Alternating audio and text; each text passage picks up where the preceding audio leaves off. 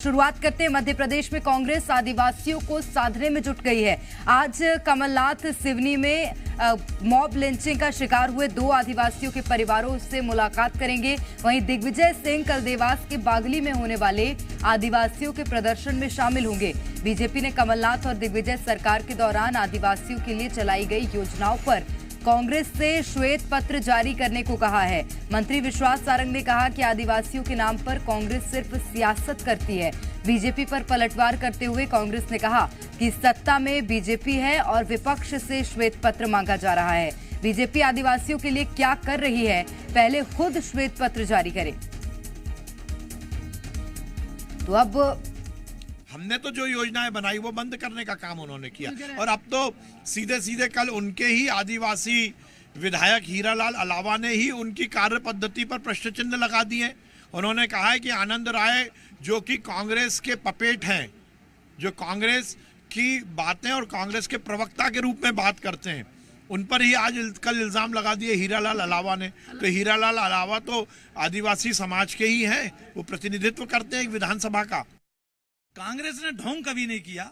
बड़े बड़े होर्डों पर बड़े बड़े अरबों खरबों रुपए के विज्ञापन कांग्रेस ने कभी नहीं दिए, वो भाजपा कर रही है।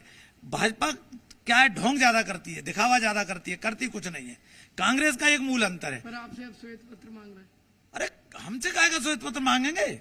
हम सदन में पूछेंगे कि आप श्वेत पत्र देंगे कि हमसे मांग रहे हो? हम तो वो भी देने तैयार है। तुम देने तैयार हो क्या? हमसे तो जिस चीज का मांगेंगे हम दे देंगे। पहले वो देने को तैयार है क्या? आने दो सत्र, उसमें दूध का दूध पानी का पानी होगा। कौन किससे क्या मांगता है, इस सदन में तय होगा। तो आदिवासियों को साधने में मध्य प्रदेश कांग्रेस जुट गई है और इसी को लेकर अब सियासत भी एमपी की गर्मा गई है। आपको बता दें, आज कमलनाथ सिवनी में मॉब लिंचिंग का शिकार हुए 2 आदिवासियों के परिवारों से मुलाकात करेंगे। वहीं दिग्विजय सिंह कल देवास के बागली में होने वाले आदिवासियों के प्रदर्शन में शामिल होंगे। बीजेपी ने कमलनाथ और दिग्विजय सरकार के दौरान आदिवासियों के लिए चलाई गई योजनाओं पर कांग्रेस से श्वेत पत्र जारी करने को कहा है। मंत्री विश्वास सारंग ने कहा कि आदिवासियों के नाम पर कांग्रेस सिर्फ सियासत करती है। बीजेपी पर पलटवार करते हुए कांग्रेस ने कहा कि सत्ता में बीजेपी है और विपक्ष से श्वेत पत्र मांगा जा रहा है। आदिवासियों के लिए क्या कर रही है बीजेपी, पहले खुद श्वेत पत्र जारी करे। तो आदिवासियों को लेकर बार पलटवार का दौर भी देखने के लिए मिल रहा है। इसी के साथ अब कांग्रेस आदिवासी वर्ग को साधने की कवायद में जुट गई है और चुनावों से पहले कांग्रेस का ये बड़ा दांव भी हो सकता है।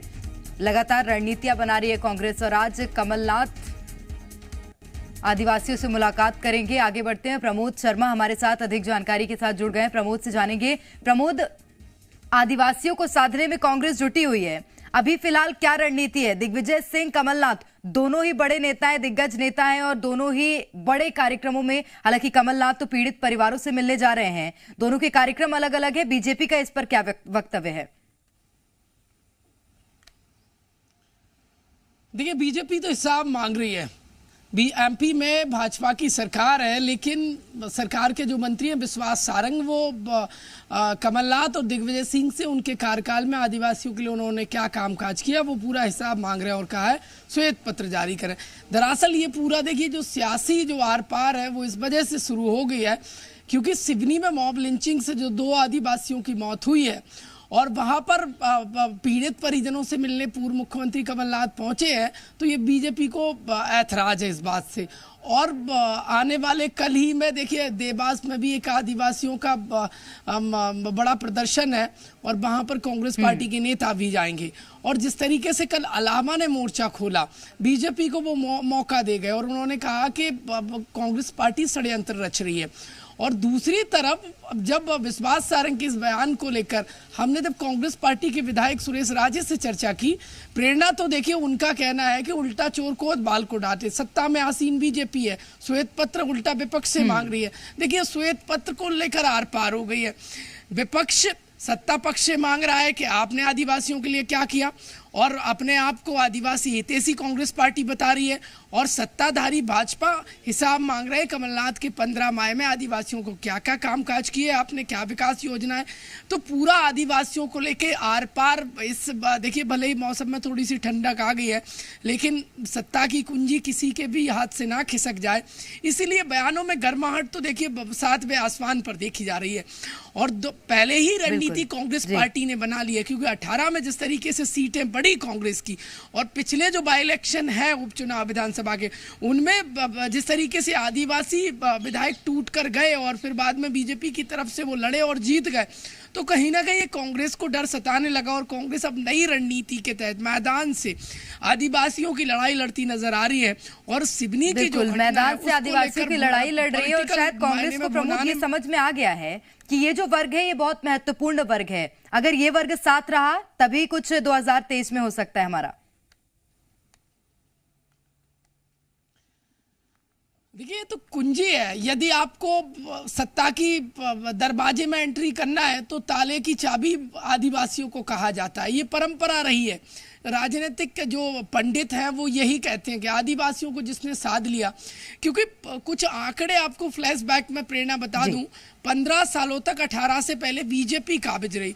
एमपी में 47 सीटें आदिवासियों के लिए आरक्षित हैं, और कुल मिलाकर ऐसी लगभग 80 सीटें हैं जहां पर आदिवासी जो वोटर है वो निर्णायक हैं।